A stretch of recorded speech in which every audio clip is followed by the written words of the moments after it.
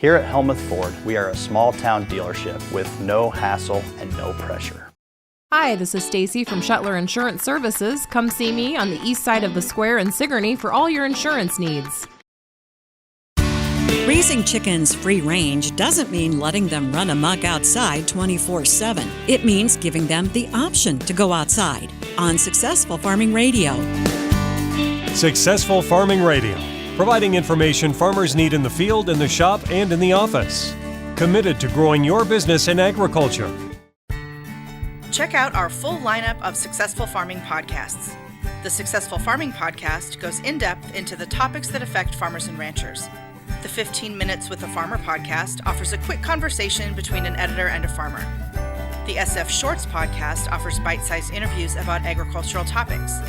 And the SF Daily podcast covers commodity markets, weather, and the big things happening in agriculture each morning.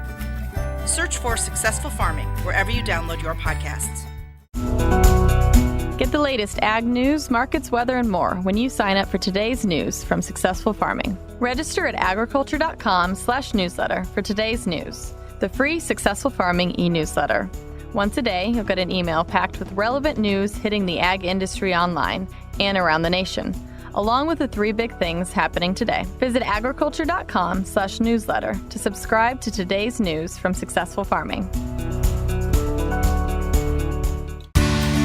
The term free range brings up images of chickens scratching, eating bugs, and roaming freely in an open field rather than being confined inside. Jim Hermes is a retired extension poultry specialist at Oregon State University. He says the USDA has a legal definition of free range. All it says is they have access to outside. It doesn't mean they go outside. It means they have access. So, in essence, if you have a chicken house with a door where the birds could go outside if they so choose, then by definition, they are free range. Many smaller farms give their chickens the opportunity to go outside of the coop to explore and freely exhibit their natural behaviors. They're brought inside at night. Hermes says the commercial industry had chickens outside almost exclusively into the 1950s. But over the last 40 years, producers realized that productivity, bird safety, and health was improved if they were kept inside. It's just been in recent years that the pendulum is swinging again to let chickens go out into nature. The primary reason for that is behavioral issues. When they're enclosed in cages or in buildings, some of their natural behaviors, dusting behavior,